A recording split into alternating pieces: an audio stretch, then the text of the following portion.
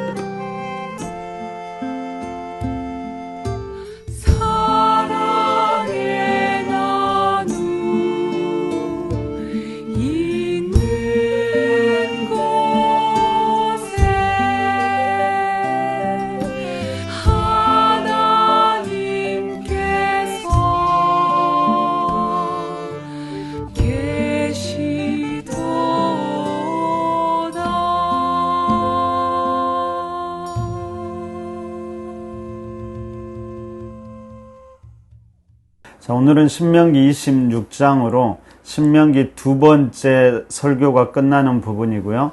또한 신명기 율법이 마무리되는 부분입니다. 여러분, 두 번째 설교가 5장부터 26장까지였고 이 중에서 신명기 율법이 12장부터 26장까지라고 했습니다. 자, 오늘 본문을 보면 여러 가지 복잡하게 써 있는데요. 먼저 1절부터 11절을 한마디로 이야기한다면 가나안 땅에서 하나님께 첫 예물을 드릴 때에 어떻게 드릴 것인가에 관한 말씀이라고 볼 수 있습니다. 여러분 생각해 보십시오. 가나안 땅에서 첫 열매를 드릴 때 이스라엘 백성들이 느꼈을 그들의 마음, 감동, 감격이 무엇이었을까요?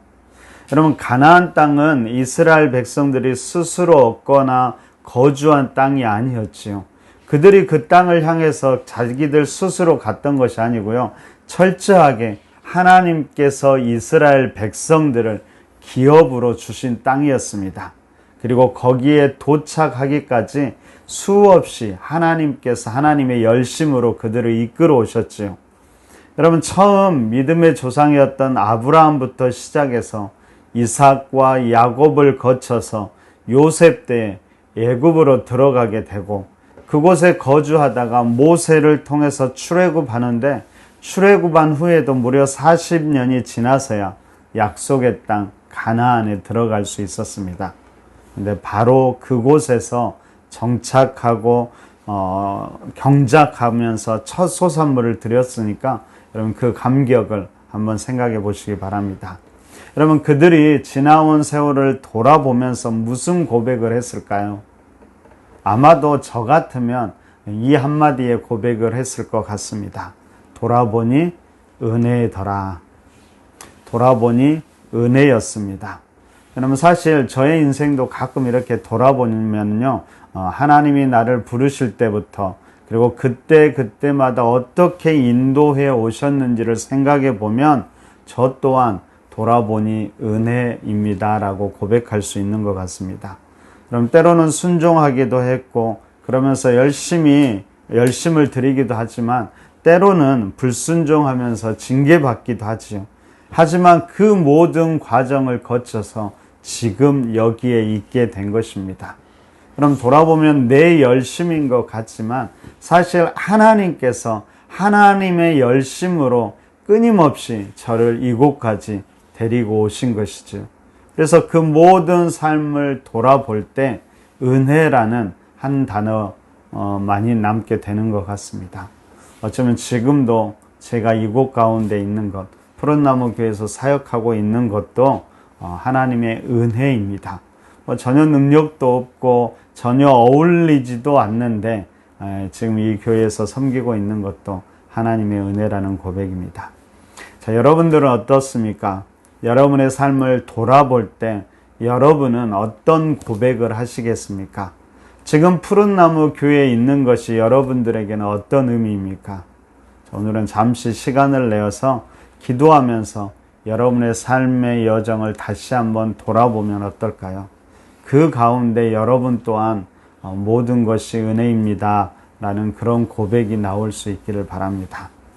자, 오늘 본문에서 특별히 하나님은 그 첫 소산을 드릴 때 하나님을 경배할 뿐만 아니라 레위인, 객, 고아와 과부 등 연약한 자들과 함께 즐겁게 보내라고 이야기합니다. 그럼 10절과 11절을 보십시오.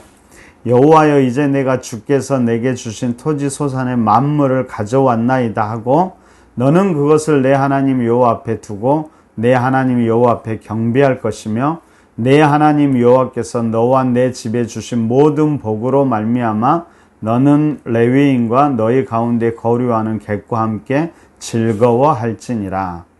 여러분, 은혜와 복은 반드시 이웃에게, 그것도 특별히 연약한 자들에게 나눔까지 확대되어야만 합니다. 특별히 우리가 눈여겨보고 싶은 것은 12절입니다. 12절을 보십시오. 셋째, 곧 11조를 드리는 해에 내 모든 소산의 11조 내기를 마친 후에 그것을 레위인과 객과 고아와 과부에게 주어 내 성읍 안에서 먹고 배부르게 하라. 그러면 셋째 해 11조를 레위인과 객과 고아와 과부에게 주어 그들도 배부르게 하라고 말씀하고 있습니다. 왜 하나님께서 그렇게 말씀하셨을까요? 아마도 이 연약한 자들과의 나눔이 일시적이 되지 않기를 바라는 마음이었을 것입니다. 정기적으로 일정 부분을 나누기를 바란 것이죠. 여러분, 3년에 11조니까 3년에 한 번, 그러면 아마 계산해 보면 내 소득의 3.3% 정도 되는 것 같습니다. 정확하게 맞는지는 잘 모르겠습니다. 제가 수학에 참 약해서요. 한번 여러분께 계산해 보십시오. 아무튼 그 정도는 이웃을 위해서 정기적으로 하나님께서 나누기를 바라고 계시는 그 마음이라는 것이죠. 여러분, 이 말씀에 순종할 때만 이스라엘은 이렇게 고백할 수 있었습니다. 15절을 보십시오. 원하건대 주의 거룩한 초소 하늘에서 보시고 주의 백성 이스라엘에게 복을 주시며 우리 조상들에게 맹세하여 우리에게 주신 젖과 꿀이 흐르는 땅에 복을 내리소서 할지니라. 여러분, 우리가 하나님께 복을 구할 때 반드시 기억해야 될 것이 있는데 그것은 우리가 이웃들과 하나님의 주신 복을 나눌 때입니다. 바꾸어 말하면 우리는 이웃과 하나님이 주신 복을 나눌 때 그때야 하나님께 복을 구할 수 있고 하나님께서 복을 주신다는 의미이기도 합니다. 바로 이것이 신명기의 율법, 신명기에서 말하는 여호와의 규례와 법도의 핵심입니다. 여러분, 사실 이것이 신명기 율법 전체, 어쩌면 신구약 성경 전체를 관통하는 사상이죠. 바로 하나님 사랑과 이웃 사랑이고 이 둘을 균형 있게 온 마음을 다하고 뜻을 다하여 지켜 행하는 것입니다. 그리고 그렇게 할 때 우리는 여호와의 보배로운 백성, 여호와의 성민이 될 것입니다. 여러분 18절 19절도 보십시오. 여호와께서도 내게 말씀하신 대로 오늘 너를 그의 보배로운 백성이 되게 하시고 그의 모든 명령을 지키라 확언하셨느니라. 그런즉 여호와께서 너를 그 지으신 모든 민족 위에 뛰어나게 하사 찬송과 명예와 영광을 삼으시고 그가 말씀하신 대로 너를 내 하나님 여호와의 성민이 되게 하시리라. 하나님의 말씀, 특별히 하나님과 이웃을 온 마음을 다해서 섬기라는 그 말씀에 순종할 때 우리는 여호와의 보배로운 백성, 여호와의 성민, 거룩한 백성들이 된다는 사실을 잊지 마시기 바랍니다. 이런 말씀 정리합니다. 오늘 말씀을 문자 그대로 적용해 보면 어떨까요? 그럼 우리의 삶이 진짜로 하나님의 은혜라고 고백한다면 우리는 하나님께 11조를 드리는 삶을 살아야 하고요. 그 중에서 3년에 한 번, 3년의 11조는 그러니까 소득의 3.3% 정도는 이웃들과 나누는 삶을 살아가야 한다는 것이죠. 이것이 바로 하나님 사랑과 이웃 사랑의 구체적인 출발이 될 것입니다. 여러분, 우리 신앙인들이 그리고 우리 교회가 이 정신을 회복한다면 하나님의 보배로운 백성, 하나님의 성민이라는 것이 단지 우리만의 고백이 아니라 세상 사람들이 우리를 그렇게 평가하게 될 것입니다. 여러분, 하나님으로부터 인정받는 성도들, 더 나아가서 세상으로부터 인정받는 그리스도인들이 우리 푸른나무 교회와 성도님들이 되시기를 간절히 바랍니다. 우리 함께 기도하겠습니다. 이렇게 기도하면 좋겠습니다. 첫 번째로 하나님의 은혜에 감격한 삶을 살아가게 하소서. 그리고 두 번째로 그 은혜가 나에게서 끝나지 않고 이웃과 공동체를 섬기는 것으로 확대되게 하소서 기도하십시오. 마지막으로 이번 주일 예배를 위해서도 기도해 주시고요. 우리 푸른나무 교회를 위해서도 기도해 주시기 바랍니다. 이런 기도 제목으로 함께 기도하겠습니다.